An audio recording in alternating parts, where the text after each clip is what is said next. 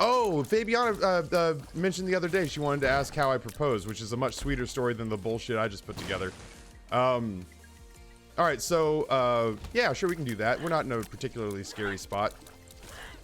So when my wife and I've been dating for about a month, you know, don't tell her parents, but we were sleeping together. And I was staying the night at her place.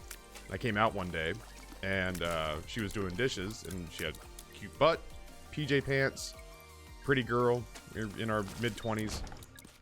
And I came out, and I just kind of saw her kind of doing the Susie Homemaker thing, and I was just like, damn, I think I'm gonna get married to you. And she laughed, but it was like, basically I told her I was gonna marry her in month 1. But then, because I dated a lot of crazy, and was also crazy in a lot of the dating that I did, but then I waited 3 years because I was nervous that the other shoe was going to drop, because it always did. And eventually, Amber and her family kind of got a little insistent. They were like, "Hey, man, is this going to be a thing, or are you full of shit? Because we feel like this is about the time where this needs to become a thing." So, I wanted to get her the ring that she wanted. The sun. I wanted to get her the ring that she wanted, so I had to tell her, I was like, listen, I'm shopping for a ring. Need you to know, shopping for a ring. Yeah, Squirrel Girl is in there. Everybody says Squirrel Girl. That's kind of what jumps to mind, is that I had a girl who threatened to kill me. And so I've been a little bit nervous about being wrong before. So, you know, I tried doing the whole, like, ring shopping without her thing, and I went to her instead, and I was like, listen, you gotta wear this thing literally to the grave, possibly. Whoops. You possibly could end up wearing this thing to the grave. What do you want to be wearing? Like, help me pick this thing, because I know it's romantic for me to just be like, oh, I just knew. But I'm a dude, and I don't just know things. Like, it's just, dudes don't just know things. We think we know things, and then we really don't know things. So I was just like, I don't know what you want in a ring.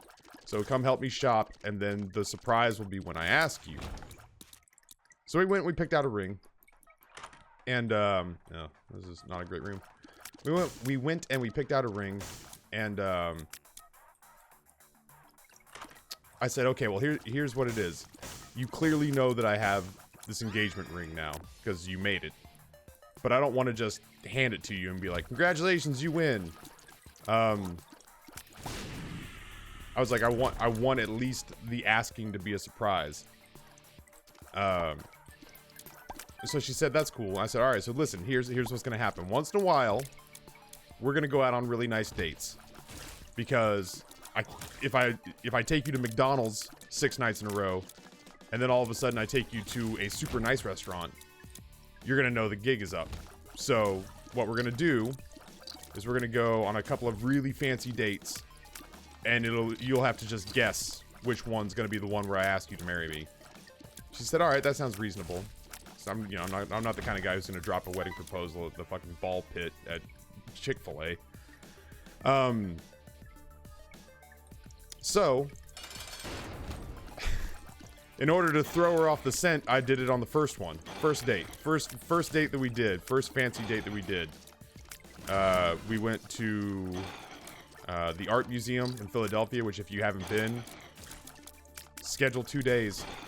Schedule being there for 2 days. It's just, if you like museums, man, if you're like me and you like museums and you like history, it is a magical place.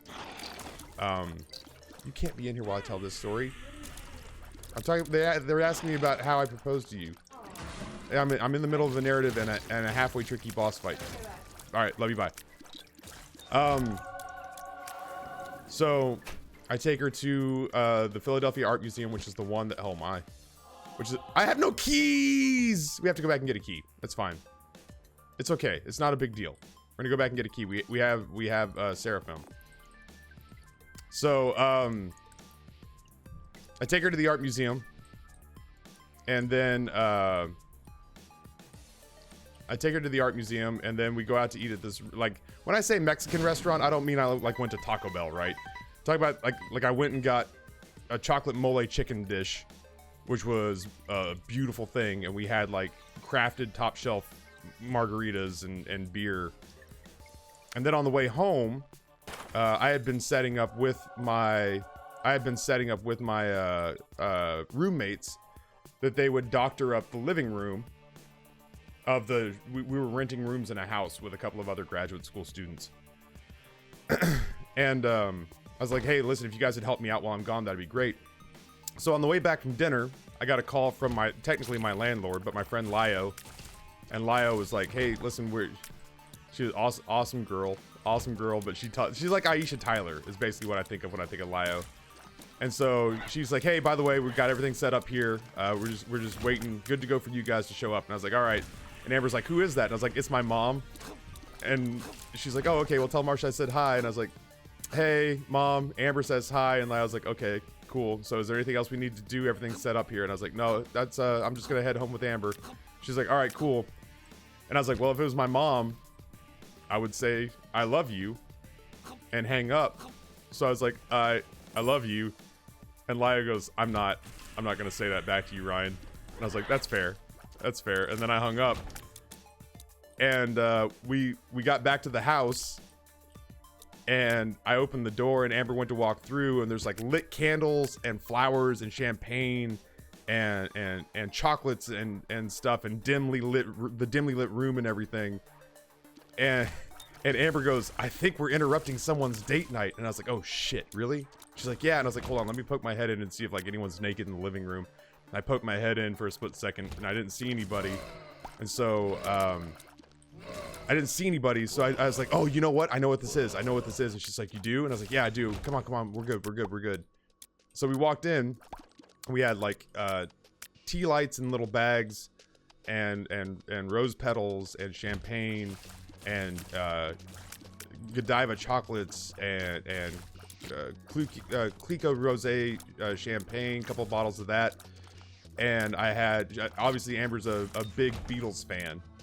And so I had a mixtape, a personally made mixtape of the Beatles that was playing over the sound system in the living room. And I walked her in, and in the middle of all of that was the ring, and I proposed, and she said yes, and we danced and ate chocolate, and she said, "Let's have some of that champagne." And I went to go to the kitchen. To get the champagne flutes. And as I go to the kitchen, which was this isolated part of the house that was by itself, there's only one way in and one way out that's not through the house, is the back door. I go into the kitchen, which is this little isolated island area. And as I walk towards the darkness, I just see two flutes come out of the darkness. And I was like, "Chris, is that you?" And my roommate goes, "Yeah, when you guys showed up, I panicked. And I ran into the kitchen and realized I was trapped and couldn't get to my room. So I've watched the whole thing here from the shadows. That was lovely, man. That was really lovely." I was like, "Oh, why thank you, Chris." And I was like, "Give me 2 minutes to celebrate with my wife. And then please come out of the dark kitchen." He's like, "That's fine, I have snacks."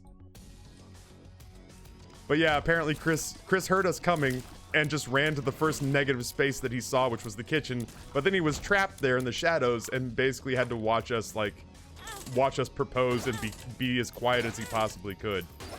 So, and then that was it. And then we called, hold on. We're having a family day here together. Like we have a lot of stuff going on with trying to get the ADA. I think this one's sorting itself pretty well, but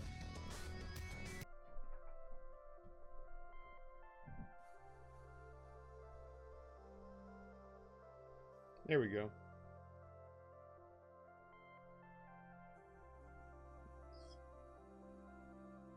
So that was a couple of minutes after that whole thing went down.